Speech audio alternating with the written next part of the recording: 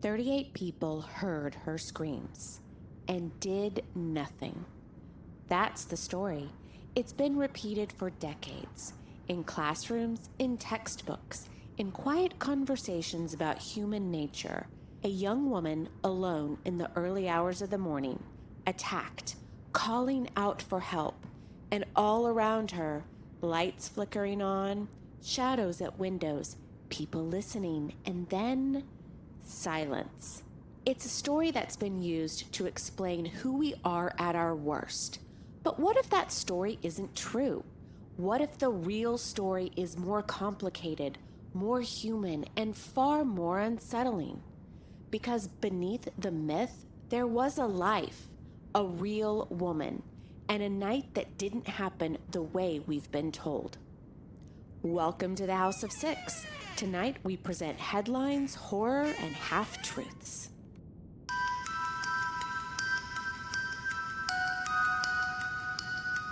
Welcome to the House of Six. I'm Jen. I'm Jared. And we are having a new vibe up in here. Yeah, it's like sexy vibes for middle-aged people. Whatever works, man. Whatever gets the job done, as they say. Right. So, what are we talking about today? I'm ready. Oh, okay. I am going to tell you about a case that is one of the first ones that got me interested in true crime. There you go. Yeah. This one is sad, but it is really interesting, and it is also the case that brought about the bystander effect, what people think of as the bystander effect. Have you ever heard of that? I actually haven't. I actually haven't, no. Oh, well, that just... The perplexed look on my face should have given that away. Yeah, so that just tanked my intro, man. Did it really? Yeah. We got to do something else then. No. I got to go, yeah, I know about that. Absolutely not. We are going with it. And so it is a case that is used in psychology classes, articles, casual conversations. Not ours. We've obviously never talked about it. Not mine. Not mine at all. Right.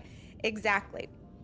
I've used the word bystander and I've used the word effect in not together ever. Yeah. Okay. Well, congratulations. Yeah. This is for you. Yeah. We're here to educate everybody, anybody, and especially me. And definitely you. Yeah. So the story goes like this. A young woman is attacked outside of her apartment in New York City. She screams for help. Dozens of people hear her. No one steps in. No one calls the police. No one intervenes. No one helps. Or at least that's how the story gets told. Oh. Sounds like New York. I'm joking. Oh, New no. I'm joking, New Yorkers. We have maybe people listening to us in New York. We should. Hopefully. We have people listening to us in Vietnam this week. We had a huge spike in listeners in Vietnam, so shout out, guys. How you doing? Welcome. We're glad to have ya. I never say the word ya. No. I just did. But we are happy that you are here. So anyways, tonight we are going to talk about the murder of Kitty Genovese. Okay. More importantly, we're going to talk about the story that has been built around her for decades and why so much of what we think about that night is not exactly true. Okay. Bum, bum, bum. Yeah, I missed the cue. Yeah. He's been working outside in the yard, guys, fighting bees and ants. Fighting them. It's a good fight. We're going to lose because they are everywhere. We are being overrun in Georgia in the spring in a 120-year-old haunted maybe house. It's not haunted, and I'm really trying to get it. So if you want to have a seance and bring some ghosts up in here, open up a portal, let me know. Let's go. Anyways, so let's get back to this, to Kitty Genovese, because that's why we're here, not whatever that was. So let's go back, right? We're going to step back in time to 1964. And this is not the 1960s people tend to romanticize. We're not all Woodstock and peace signs up in here. That's still a few years away. Okay, we're in the earlier part, and we are in a country of transition, and they're not really handling it very well. I mean, humans don't really like change. That's what I hear. The civil rights movement is forcing a national reckoning. There are protests, arrests, violence in the streets. It's on the news. It's in people's living rooms. And trust in institutions is starting to crack, and it hasn't yet broken. Not like it has today. Just kidding. This isn't a political podcast. New York City is especially changing fast. Post-war growth has packed neighborhoods with people. Apartment buildings are stacked on top of each other, thousands of lives overlapping in a small space. Look, New York City people, New Yorkers, that's what they call them. I don't know how you do it, man. We're living in the sticks of Georgia, and there are still too many people here. I cannot imagine, like, even when we visit the city, and we have a couple of times. When was the last time we were there? 5 years ago? Probably. Something like that. Not during COVID. It was pre-COVID. As crazy as that pre-COVID. is, it Yeah, it was doesn't pre-COVID. yeah. So 7 years ago. Right. The city just feels like heavy to me. Like, you just feel the weight of all that concrete and people. People that live in New York are made for it. I am not. No. I don't mind visiting. I think that there are certain aspects of it, but if you live there, you're a rare breed, man. And they say that New Yorkers are not friendly, and I do not think that that's true. It's not. I've never found I that don't to look be at it true. that way. Now, they have places to go, and you better get out of the way. I mean, I've been in But- bumper car situations in the taxi, and that was interesting. But beyond that, Those taxi drivers, that's some crazy shit right there. What do they do? Like, anyways, we're off track. I'm We're off sorry. track, I'm we're off sorry. track, I'm we're sorry. off But yeah. Last time we went to New York, and I love, like, the city and the shows and the culture and the food. Ooh, that's some good stuff.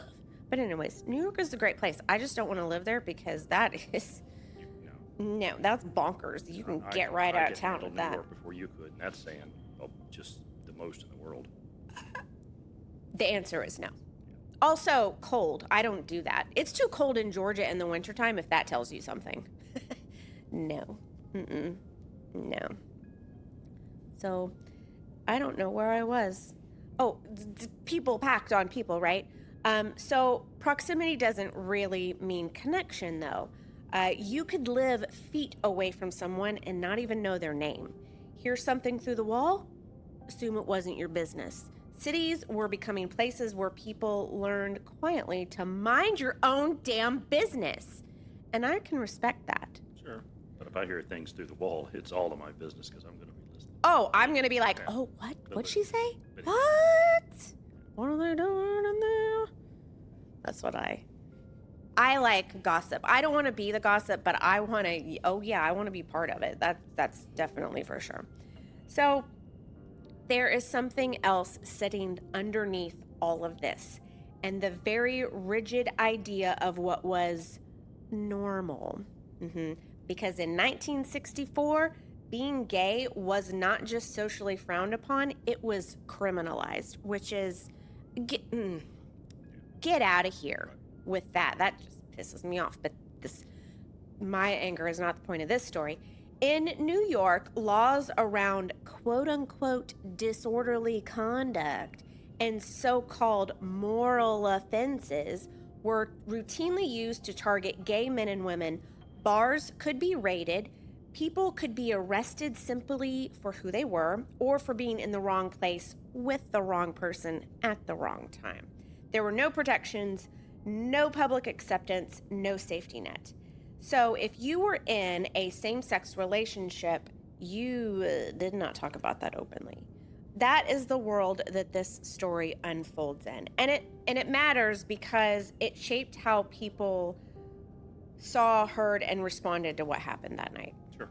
Kitty Genovese was born in 1935 in Brooklyn. the oldest of 5 children in an Italian-American family. She grew up in pretty typical working-class household, close-knit, busy, nothing particularly unusual for the time. But like a lot of families in the city, things changed. After witnessing a violent crime in their neighborhood, her parents made the decision to move the family out to Connecticut, looking for something safer. Kitty did not follow. As she got older, she gravitated back towards New York City. She liked the energy, the independence, the sense that you could build something of your own there, right? By her late 20s, she was living in Queens and working as a bar manager, which I was kind of surprised. Maybe I feel like we have not, I don't know. It feels like a woman in her early 20s being a bar manager in the 60s. Hey, us girls, we can do it all.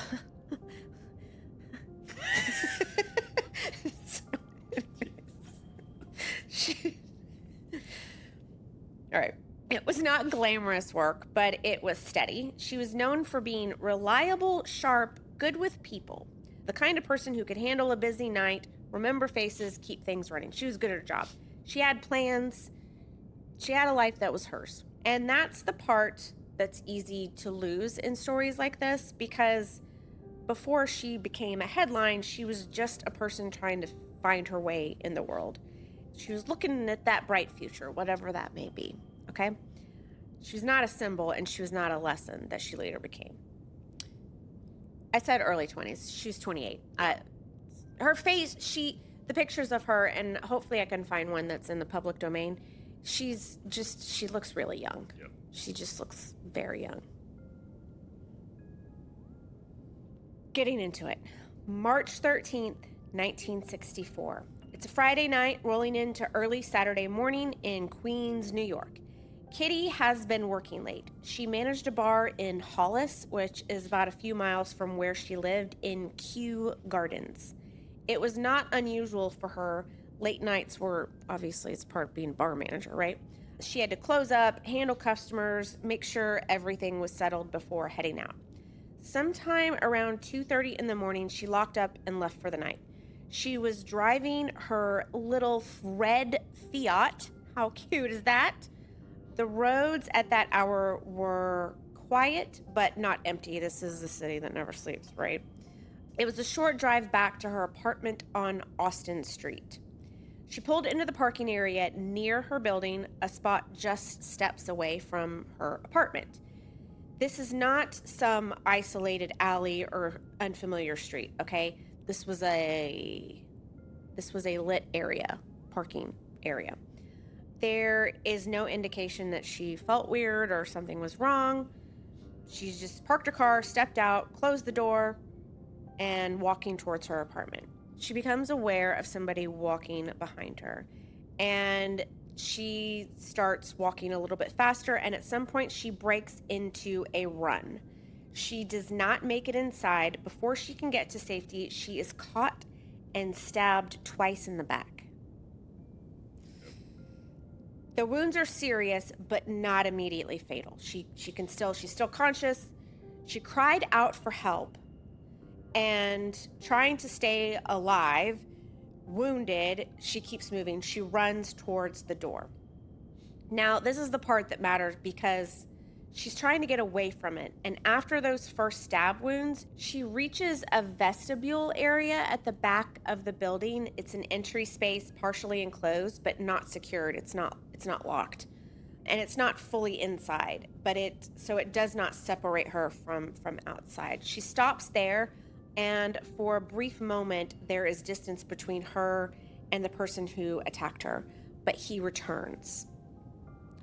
At this time, there's pretty much nowhere to go, and she is attacked again at close range. And this time, the assault is prolonged.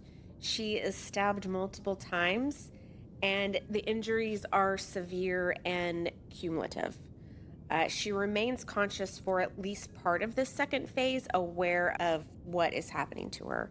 And at this point, she is sexually assaulted through all this stabbing and everything.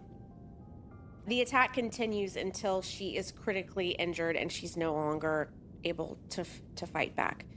And at this point, the assailant goes away, and she's left in the vestibule at the rear of the building on the floor, alone. And so this space is dim and enclosed. At this point, she is still alive, though. There is a period of time, several minutes, where she remains there, conscious at least intermittently. The injuries at this point and blood loss are significant, but she is still trying to hold on. At some point here, a neighbor, Sophia Farrar, had heard something and knew something was wrong, so she came down to the vestibule, found Kitty, and stayed with her until emergency services arrived. She stayed there holding her. They were friends, by the way. By the time that police and medical personnel reach the scene, Kitty is in critical condition and she is transported to the hospital. However, she dies shortly after her arrival from these very severe injuries. Now, that's all the bad stuff. I mean, the worst part out of the way, because I hate talking about those things. I know this is a true crime podcast and I should be all into this, but that's just terrible to talk about these things. Before we go any further, we need to talk about the story that most people actually know.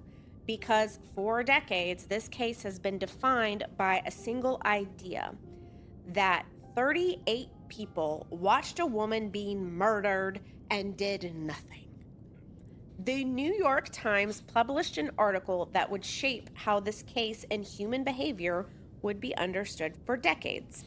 The headline read, 38 who saw murder didn't call the police. That was the whole headline. And it took a complicated, fragmented event and turned it into a simple moral story, how 38 people let one victim just die. No help. No help. In New York City, of all places, which was the den of sin. The den of sin, okay. I mean, it could be. Yep. So, as you can imagine, this very shocking headline spread. The article described witnesses who watched from their windows as the attack unfolded, suggesting that people observed a crime and chose not to intervene, not to call, and not to act. And that version of the story did not just stay in the news, it became something way bigger. It is taught in psychology classes, used as evidence of the bystander effect, cited as proof of what happens when responsibility is shared and no one takes it. It became this cautionary tale about humans at our worst.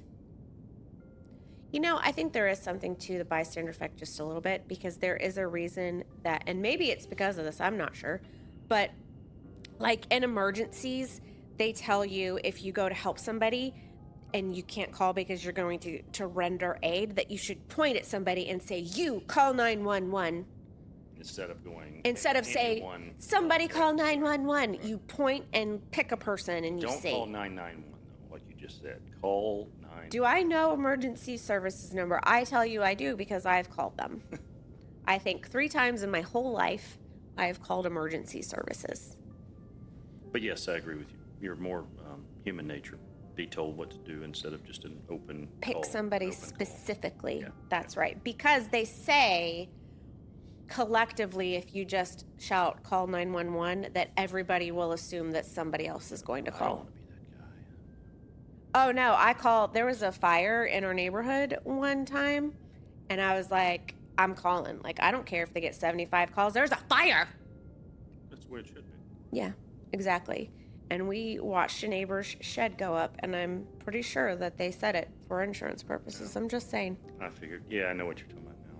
Yeah. I figured you'd call, the firefighters anytime you could just to get them to the house. Oh, yes. I'd set my car on fire in the middle of the street to get some firefighters out there. Just kidding. I love you, honey. All right. Back on track, guys. Okay, so here is the problem. That story was not entirely true. Not in the way that it was told, not in the way that it was remembered, and not the way that it is still repeated today. Because humans, we like a good story, and we'd rather make some shit up than tell the dang truth. I got really southern there for a minute. Did you hear that? Sorry. All right. So instead of the headline, let's walk through what people actually experienced, okay? Because when you go back, you got to look at the actual accounts, the actual timelines, and the actual people involved. And you do not find 38 people watching a single event. Incorrect. This is far more complicated than that. And honestly, it tracks, okay, just how humans deal. When investigators and journalists went back years later, looking at police reports, interviews, testimony, a very different picture emerged. There were not 38 people watching a single event. I don't even know if 38 people were actually found that heard or saw something. Right. In total, there were scattered witnesses hearing and seeing fragments of different parts of the event. So let's walk through what people actually experienced. During the first part of the attack, the two-step situation, multiple residents heard Kitty's screams. She did cry out. One of them was Robert Moser. From his apartment, he shouted down, "Let that girl alone!" And that is consistently reported across multiple accounts here.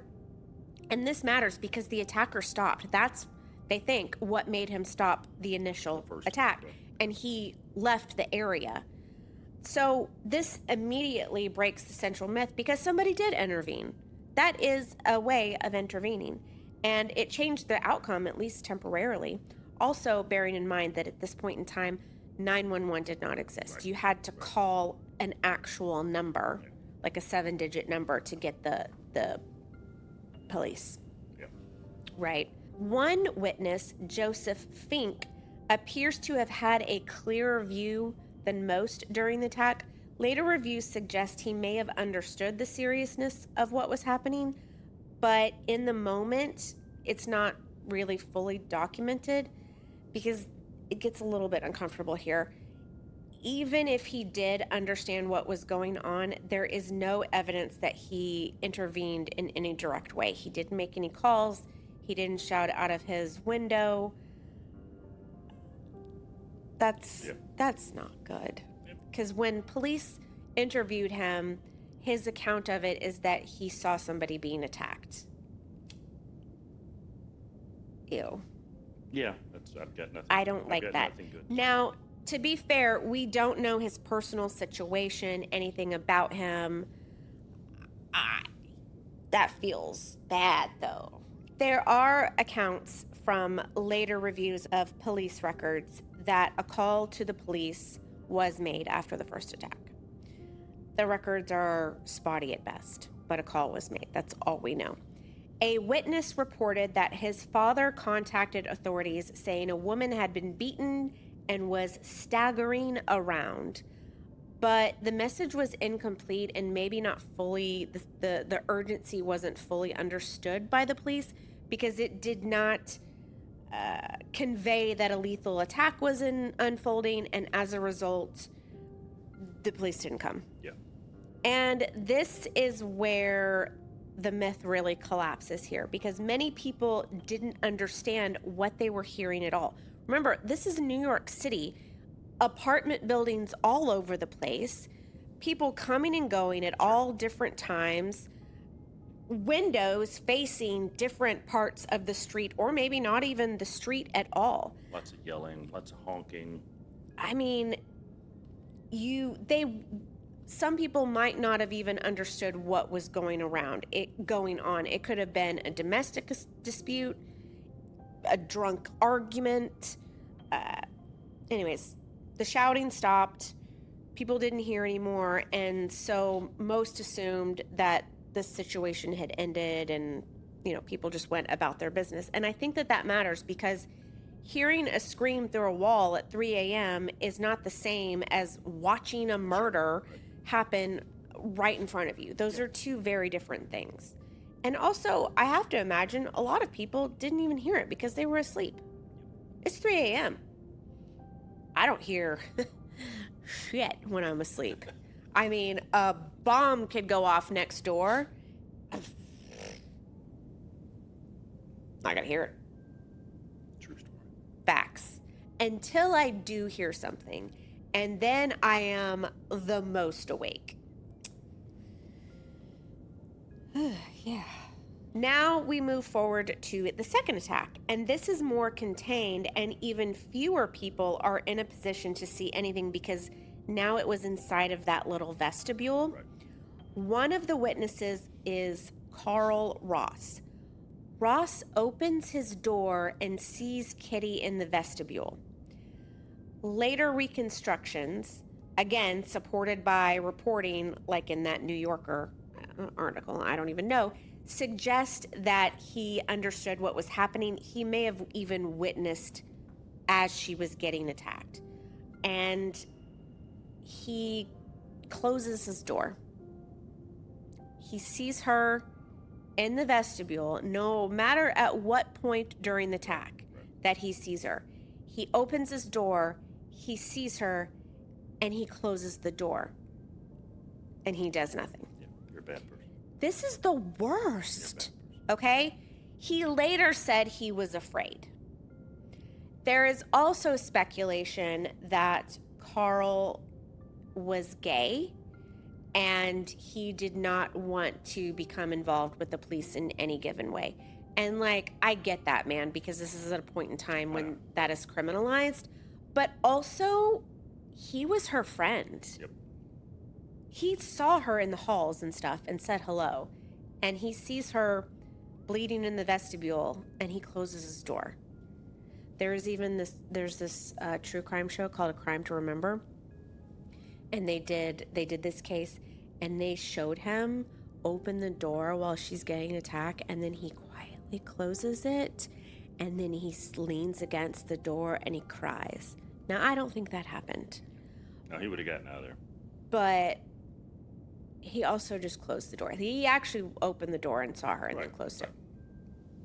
But he wouldn't hung around and cried. Got time for that. Gotta go.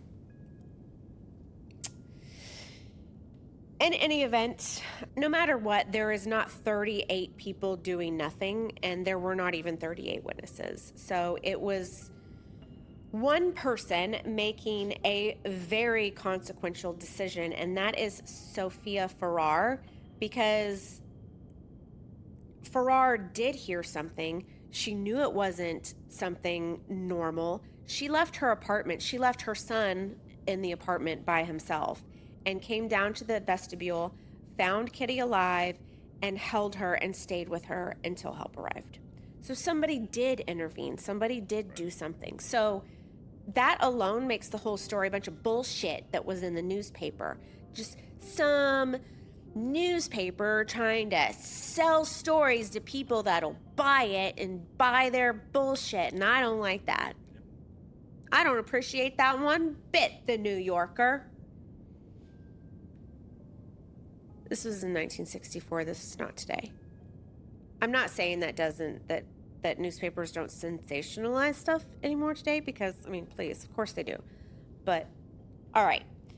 Now, in the days after the murder, police began working the case the only way that you could in 1964. You got to go door to door, and you got to take the statements, trying to piece together a timeline from so many fragments. There was no immediate suspect tied directly to the scene. However, 5 days later, on March 18th, everything shifted. A man named Winston Mosley was arrested, but not for murder. He was arrested for burglary. A neighbor had seen him removing a television from a home and called police. Officers responded, they stopped him, and they booked him, Dano. He's going downtown to the clink. Okay? Nobody talks like that. But, at this point, he's just another burglary suspect. I mean, I like TVs too. I have one. I did not steal it or take it out of somebody's house. He did. But anyways, during questioning, detectives pushed a little further. They're like, what else have you been doing? Okay? I would also like to note, at this point in time, I can imagine that there was a little bit more pressure on him, because Mosley is a black man. There is absolutely no evidence that he was pressured because he was black. I was just making an observation. Right. Okay? Clearly. Mosley had no criminal record for violent offenses. He was married. He had children. He worked a steady job. On paper, this guy's, he's fine. He's a regular guy. Joe. What's his name? Mosley. What's his real name? Winston. He's just a regular Winston. Anyways. So, they kept him in interrogation for several hours. He starts talking. He confesses to not just one murder, not two. He confesses to 3 murders, including Kitty Genovese. He described following her that night, the first attack, leaving when he heard somebody shouting, and then returning and doing all of the horrible, rude things that he did to her. He just tells them all, the whole thing. All the details. Didn't see that coming. He could have kept his mouth shut and it wouldn't have been anything, and I think he just felt like bragging. Yep. This fucker. The details matter here because everything that he confessed to aligned with what investigators had already begun to piece together from the scene and witness accounts. But he didn't stop there. He also confessed to the murders of Annie Mae Johnson and Barbara Krall, who were both murdered the year before. Those cases followed a similar pattern of burglary, assault, and murder, and while they did not receive the same attention, these are real victims. And I don't know a whole lot about those, but I did at least want to mention their names because it's something, they were real lives that are often left out. At one point, Mosley accompanied the police back to Kew Gardens and walked them through what happened step by step. First of all, ew. That's just... I'm sure from an investigative standpoint, has a lot of value, but it feels so performative. Yeah, sure. Just, ew. Sure. I hope the police got what they got, but still, that guy, Winston, that is even your real name. So Mosley later said he had gone out that night looking for a victim. He was feeling murdery. A little hungry. And he happened upon her and he targeted Kitty because she was alone. And she was a little bitty woman. Like, she was like my size woman. She was short and petite and tiny. Ugh. Detailed confession.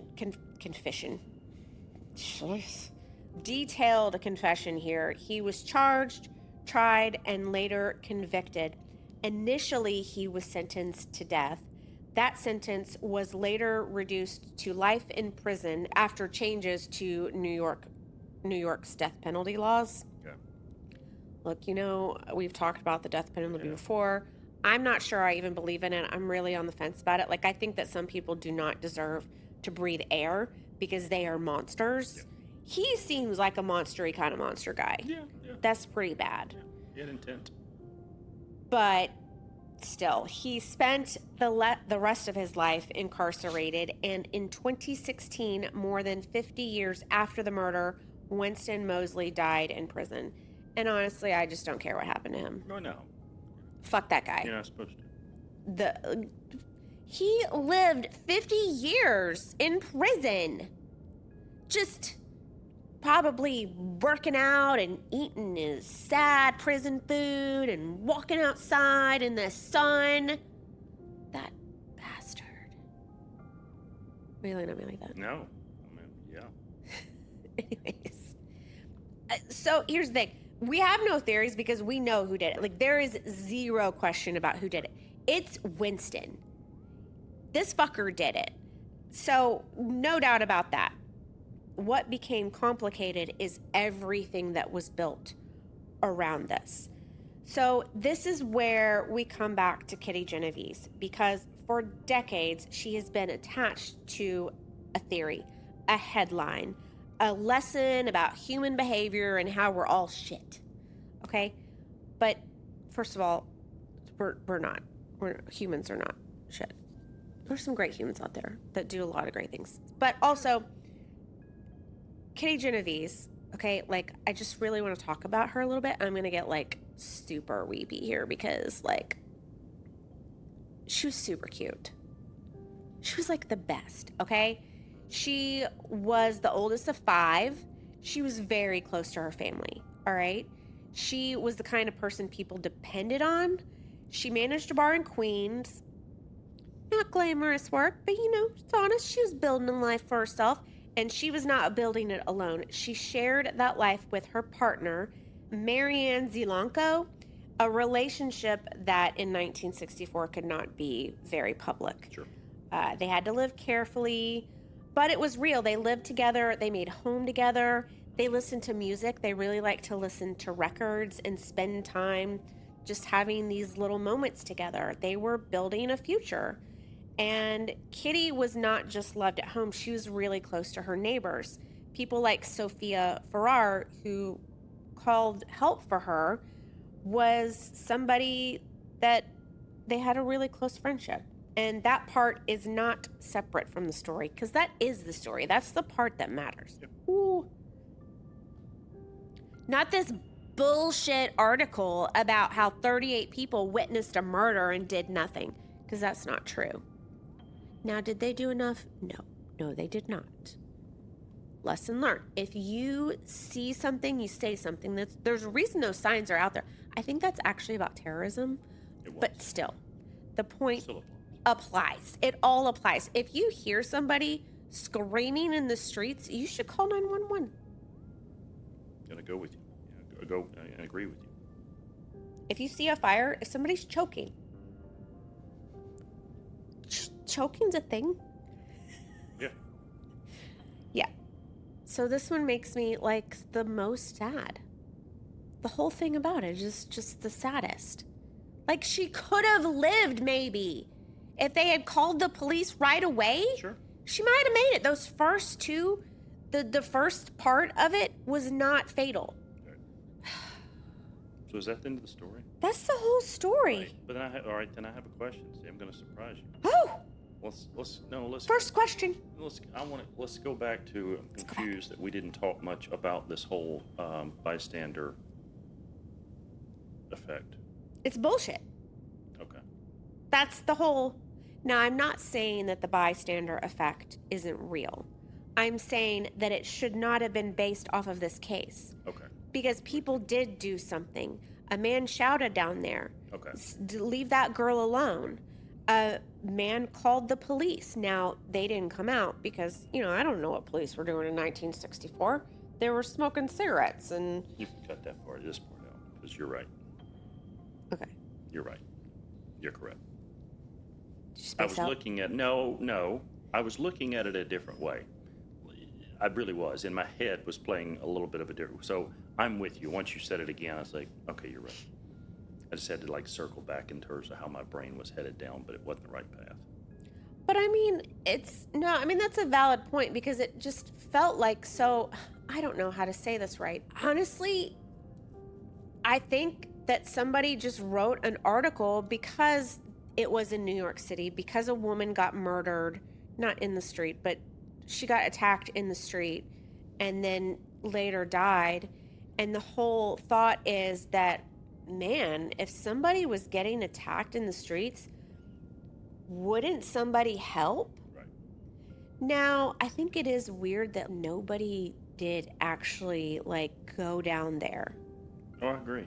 Now, look, if somebody's waving a knife around, I'm not going to go jump into a knife fight, okay? I'm not bringing a lemon to a knife fight. I like that song. I agree. You're not, someone small Would like you- yourself. Oh, yeah. Would you go out there if somebody was With something, yes. And I don't mean necessarily, I'm not saying if I had... like a if- bat? Right. If I didn't have a gun, if I didn't have a gun and I was in New York, yeah, You've got a golf club? I'd go out there with something. That'd Because reach I'm not somebody gonna before look a out there knife and did. go, Oh, no. well, that'll probably work out okay. No, not going to happen. Now, it's also clear that not everybody could... Again, if you're looking from a tall apartment building, you wouldn't necessarily be able to tell what was going on. necessarily. Think if you're like 10 stories up. You're going to know what's going on. I disagree. You're going to see a struggle, and you're going to know. You're going to be suspicious enough to go, something's not that's off. I'm also going to say he stabbed her twice and she screamed, and that's when people would have looked down. He didn't do it again. He was just I like agree. struggling. Yeah. You're right. You're right. You know what I mean? I hear you from that point. So it's like Depends on how much was she struggling, when she walked off. How much was it was it a crawl, or was she truly getting up and stumbling? She was walking, but she was stumbling, and that's another thing, and that's why some people thought she was drunk, or it was a domestic dispute. Just a bad situation, man. And you know what? The domestic dispute thing really bugs me because, okay, let's say it was a domestic dispute, and some man is slapping a woman around. Does that make it any better? Explain to me why you wouldn't intervene in that shit. Right. Now, look, what happens between two people if they're arguing is one thing. You raise a hand. It's fair game. In other words, fair game meaning fair game for me to intervene is what I meant. That'd be very clear. Fair game for a person to intervene and go, It's like somehow calling it a domestic dispute makes it okay Oh, for that's their business, right? that's their Yeah, business. exactly. No, it's not the way it works. Nope, not the way it works. The only time a domestic dispute is nobody's business is if you're just having words. Right. If you're throwing hands, Yep. no. I agree. And look, here's the thing. I don't care who's the one throwing of the hands. Man or woman, just don't hit people. Right. Okay. Jeez. Yeah. I mean, look, I know this was a short one. It was. Gosh. This will be the first time I got an episode in under an hour, I guess. But maybe that's why I wrote a lot more than I did. But because I didn't have any theories. We know who did it. Right. It's more this silly bystander effect. And I don't know. This one just always stuck with me. Every time I see pictures of Kitty Genovese, sweet pictures of her where she just looks like a little delight. She kind of reminds me of like an Aubrey Hepburn kind of a person. She's very small and wee and just adorable. Thank you. I don't get a call adorable very often. I think it's because I say the F word a lot. Fair. It's kind of hard to be an adorable when you're just spewing rage and F-bombs. Yeah, so Okay. that's it. So tell everybody how you keep in touch with us. Sure. So you can find us at The House of Six on YouTube and TikTok. My TikToks suck. Facebook, we're on the Book of Face. The House of Six at gmail.com if you want to make a suggestion. You can you can share because sharing is caring. We want you to share the podcast with your cousin. That's homework for tonight. And yeah, we drop episodes every other Tuesday. So if this is a Tuesday and you're listening to us, then check back next Tuesday, the Tuesday after that. And then that's how we're going to go away now.